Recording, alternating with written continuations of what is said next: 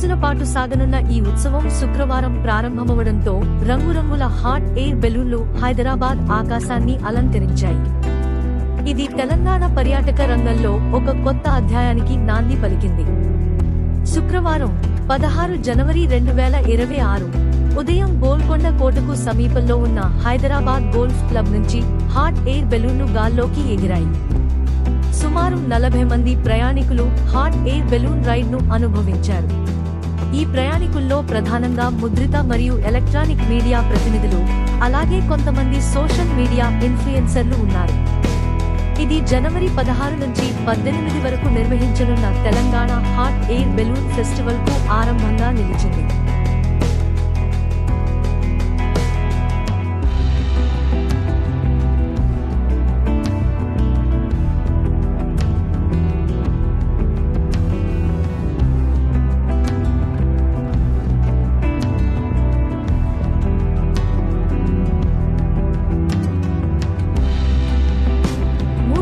పాటు సాగనున్న ఈ ఉత్సవం శుక్రవారం ప్రారంభమవడంతో రంగురంగుల హాట్ ఎయిర్ బెలూన్లు హైదరాబాద్ ఆకాశాన్ని అలంకరించాయి. ఇది తెలంగాణ పర్యాటక రంగంలో ఒక కొత్త అధ్యాయానికి నాంది పలికింది. శుక్రవారం 16 జనవరి 2026 ఉదయం గోల్కొండ కోటకు సమీపంలో ఉన్న హైదరాబాద్ గోల్ఫ్ క్లబ్ నుంచి హాట్ ఎయిర్ బెలూన్లు గాల్లోకి ఎగిరాయి.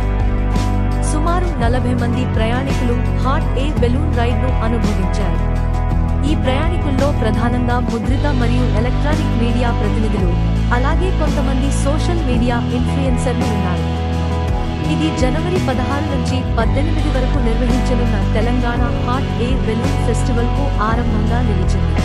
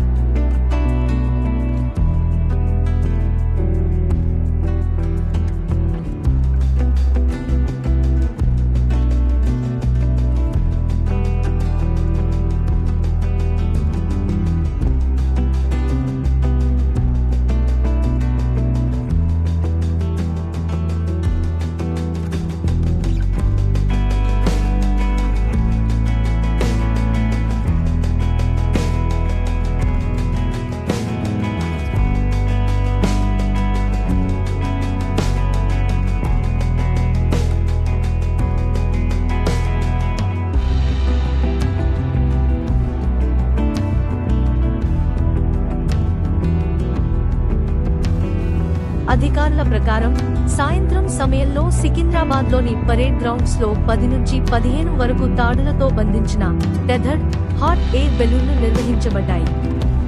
ఆన్లైన్లో టిక్కెట్లు బుక్ చేసుకున్న సుమారు 130 నుంచి 133 మంది సందర్శకులకు వీటిలో ప్రయాణించే అవకాశం కల్పించారు.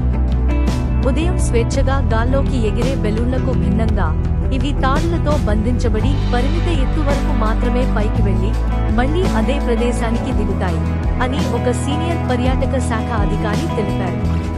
సాయంత్రం సెషన్లు సికింద్రాబాద్ పరేడ్ గ్రౌండ్ లో నిర్వహించబడతాయి.